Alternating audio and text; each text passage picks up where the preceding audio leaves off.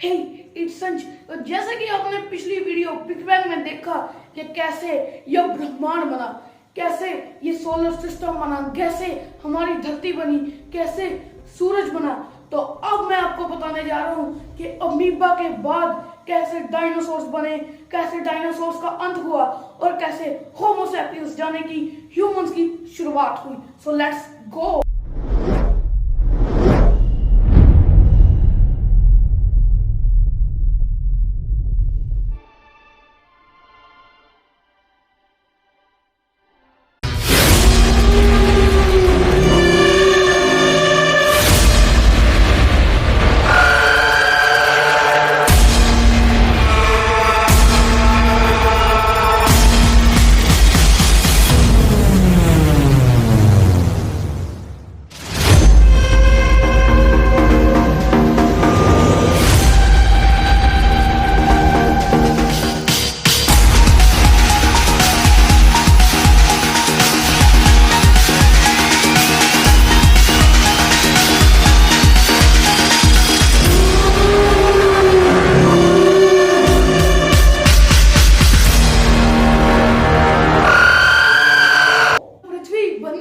इस पर सबसे पहले एसिडिक रेन होना शुरू हो गई, जिससे हाइड्रोजन और नाइट्रोजन का फ्यूजन हुआ। इसके फ्यूजन से सबसे पहले अमीनो एसिड खोज में आए, जिससे जन्म हुआ BCAA का, यानी branch chain of amino acids, यानी प्रोटीन। के अंदर न्यूक्लियस आने से सबसे पहले जीव बना अमीबा।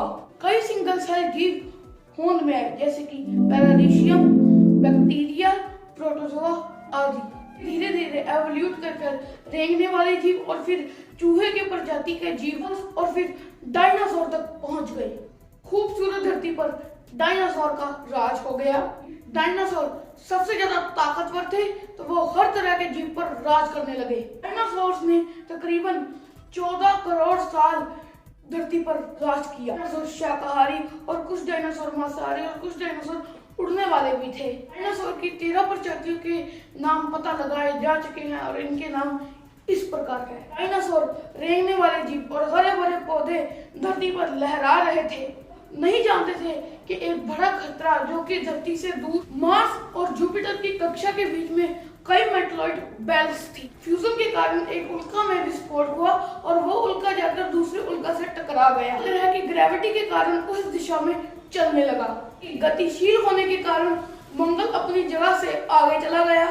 उल्का हमारे ग्रह पृथ्वी की तरफ बहुत ही तेजी से बढ़ने लगी। ये उल्का चंद्रमा से टकरा जाता तो चंद्रमा नष्ट हो जाता और हमारी धरती बच जाती। लेकिन नियति को कुछ और ही मंजूर था, क्योंकि यह उल्का चंद्रमा के पास से निकलते हुए धरती के गुरुत्वाकर्षण बल में दाखिल हो गई। एटमॉस्फेयर इसे जलाकर राख कर देता अगर ये आकार में थोड़ा छोटा होती और कुछ 10 से 15 किलोमीटर बड़ा था। एटमॉस्फेयर इसे पूरी तरह से जला नहीं पाया। ग्रेविटी के कारण इसकी स्पीड धरती की तरफ बढ़ गई। इतना तेज हो गया कि पूरे अटलांटिक को 5 मिनट में लंघ गया।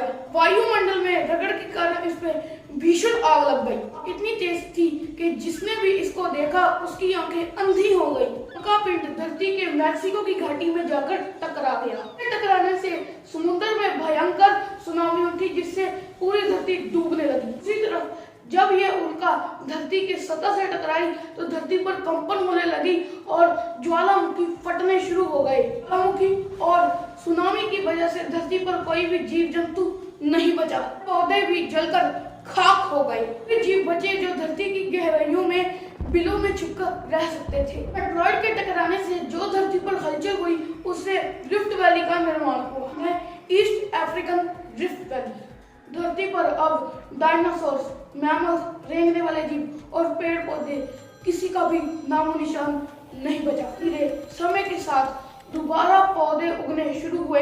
यह धरती फिर से हरी भरी होने लगी। उनका मानना है कि इसमें चूहे बच गए, क्योंकि वह बिलों में छुपकर रह सकते थे और कम खाने में भी जीवित रह सकते थे। वैज्ञानिकों का मानना है कि जो जीव कम वजनीय थे और कुछ खाने पर जीवित रह सकते थे वह सुनामी में बच पाए। इसी तरफ ईस्ट अफ्रीका में रिफ्ट वैली बनने के कारण धूप कम पहुंचने लगी, वहां की जमीन धीरे धीरे रेगिस्तान में बदलने लगी। अफ्रीका में बंदरों की प्रजाति पाई जाती थी, वह जमीन रेगिस्तान में बदलने के कारण जो बंदर अब पेड़ पे रहते थे वो अब जमीन पे आने लगे और उनकी प्रजाति धीरे धीरे कर इवेलुएट होकर एल्फ में बदल गई।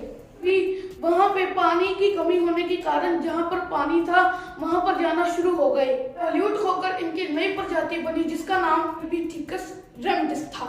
समूहों में चलते थे, समूहों में रहते थे। इनकी जानवरों की तरह गर्दन की एक हड्डी नहीं थी। ये सीधे खड़े होकर दो पैरों पर चलना सीख गए। धीरे कर इन्होंने पत्थरों को हथियार की तरह और आग को इस्तेमाल करना शुरू कर दिया।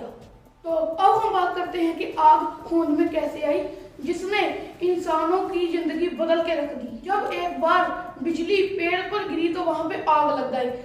पहले जो तब टाइम के इंसान थे उसको देखकर डरते थे, पर कुछ समय बाद उन्होंने उसको इस्तेमाल करना शुरू कर दिया।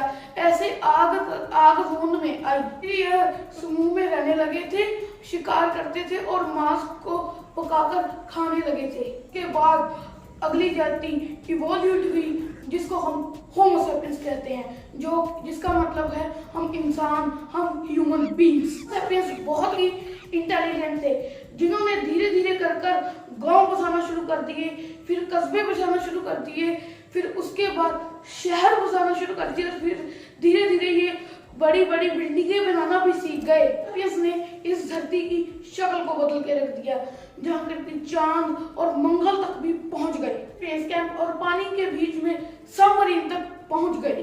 इस्तेमाल के अनुसार हमारे शरीर में बदलाव अब भी निरंतर जारी है, जैसे कि हमारी पूंछ की हड्डी यानी कोकस यानी टेल बोन धीरे धीरे गायब हो रही है। अपेंडिक्स छोटी होकर निष्क्रिय होकर खत्म हो रही है। कद और कान का आकार हमारे पूर्वजों के मुकाबले छोटा होता जा रहा है। तो मानना है कि भविष्य में इंसान बिना बालों वाला और दुगनी बड़ी आंखों वाला होगा।